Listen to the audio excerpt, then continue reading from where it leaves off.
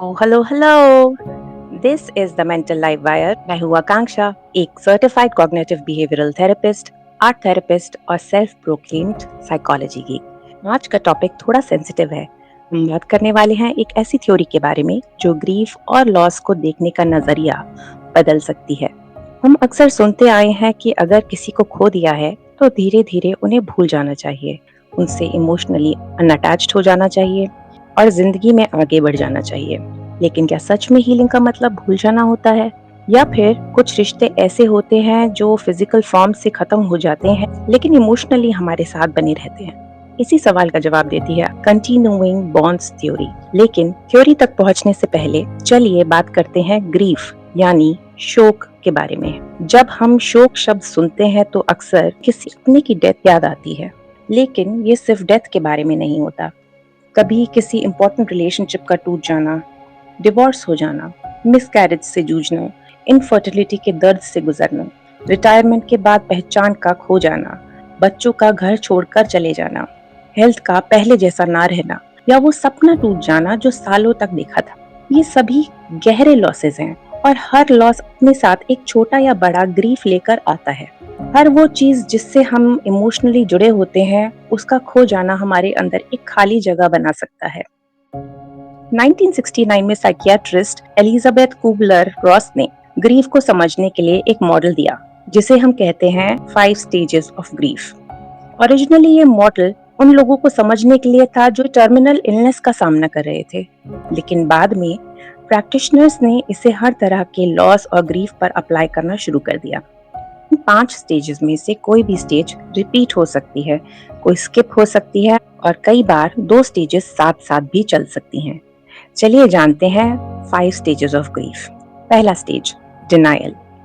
ये नहीं हो सकता, शायद रिपोर्ट गलत है, शायद वो वापस आ जाएगा। ये शॉक के बाद दिमाग का प्रोटेक्शन मोड होता है। रियलिटी सामने होती है मगर उसे देखना भी तकलीफ देता है। दूसरा स्टेज, एंगर। ऐसा मेरे साथ क्यों? गुस्सा कभी लोगों पर, कभी खुद पर, कभी दुनिया पर और कभी भगवान पर भी आ सकता है। यहाँ इतनी रियलिटी सिंक इन होती है कि काफी कुछ गलत हुआ है। तीसरा stage, bargaining.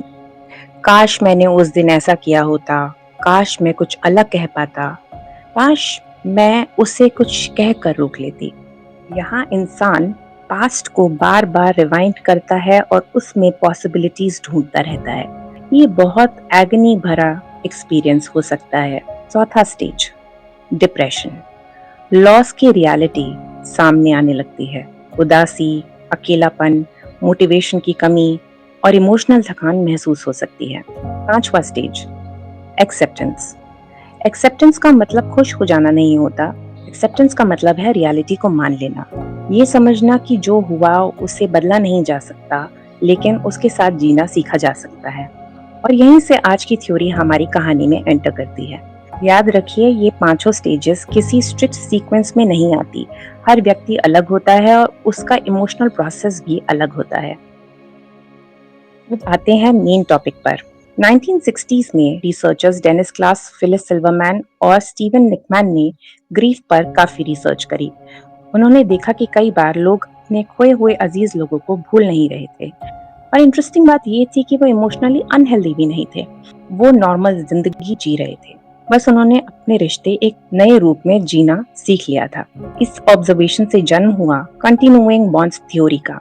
Continuing bonds theory कहती है कि हीलिंग का मतलब जरूरी नहीं है कि हम उस व्यक्ति या चीज से इमोशनल कनेक्शन तोड़ दें। कई बार हेल्दी हीलिंग का मतलब होता है कि उस कनेक्शन को एक नए रूप में अपनी जिंदगी का हिस्सा बना लेना। मान लीजिए अ वुमन्स मदर पासेस अवे।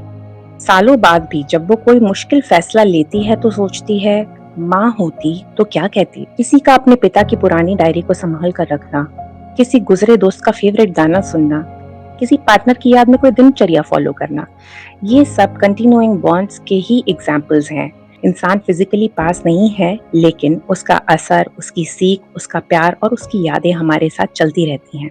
और थ्योरी कहती है कि ये बिल्कुल नॉर्मल है, लेकिन ये सिर्फ डेथ तक सीमित नहीं है। सोचिए एक डिवोर्स के बारे में।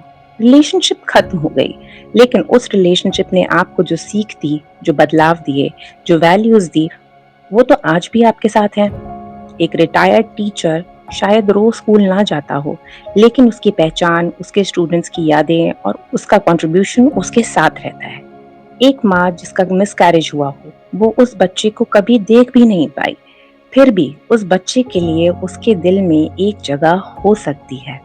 एक एथलीट जो इंजरी के बाद करियर छोड़ने पर मजबूर हो गया हो, वो आज भी अपने स्पोर्ट्स से इमोशनल बॉन्ड महसूस कर सकता है।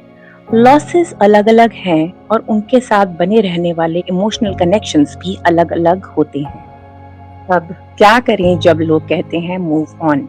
कभी कभी सोसाइटी हमसे कहती है अभी तक भूल नहीं पाए, अब तो आगे बढ़ो, लगता है तुम अभी तक उसी में अटके हो। लेकिन कंटिन्यूइंग बॉन्ड्स थ्योरी हमें याद दिलाती है कि याद रखना और अटक जाना एक ही बात नहीं होती। किसी को याद करना वीकनेस नहीं है, किसी के बारे में सोचना हीलिंग के खिलाफ नहीं है। फर्क सिर्फ इतना है कि क्या वो याद आपको जिंदगी जीने से रोक रही है या फिर जिंदगी जीने में साथ दे रही है। हेल्दी बॉन्ड्स में इंसान की याद चाहे कितनी बिटर स्वीट हो, हमारी जिंदगी को पॉजिटिवली शेप करती है। जैसे उनके वैल्यूज को अपनाना, उनकी याद में कुछ मीनिंगफुल करना, उनके लेटर्स या फोटोग्राफ्स संभाल कर रखना, उनकी सीख को अगली जनरेशन तक पहुंचाना या फिर कभी कभी दिल में उनसे बात कर लेना। ये सब ग्रीफ का हिस्सा हो सकता है और कई लोगों के लिए हीलिंग का भी हिस्सा हो सकता है। अब एक जरूरी बात, अगर लॉस के कई हफ्तों, महीनों और सालों बाद भी दर्द इतना गहरा हो कि रोजमर्रा की जिंदगी रुक जाए, चेस्ट में एक कांस्टेंट भारीपन या किसी अंधी गहराई में गिरते रहने की सेंसेशन बनने लगे, काम, रिश्तों और हेल्थ पर असर पड़ने लगे, तो प्रोफेशनल थेरेपिस्ट और साइकोलॉजिस्ट का सपोर्ट लेना बहुत जरूरी और लाइफ चेंजिंग होता है। कंटिन्यूइंग बॉन्ड्स का मतलब ग्रीफ में हमेशा फंसे रहना नहीं है, बल्कि उस ग्रीफ को अपनी कहानी का एक हिस्सा बनाकर आगे बढ़ना है। अगर आपके घर में या आपके आसपास कोई व्यक्ति किसी लॉस या ग्रीफ से गुजर रहा है, तो उन्हें समझने की कोशिश कीजिए।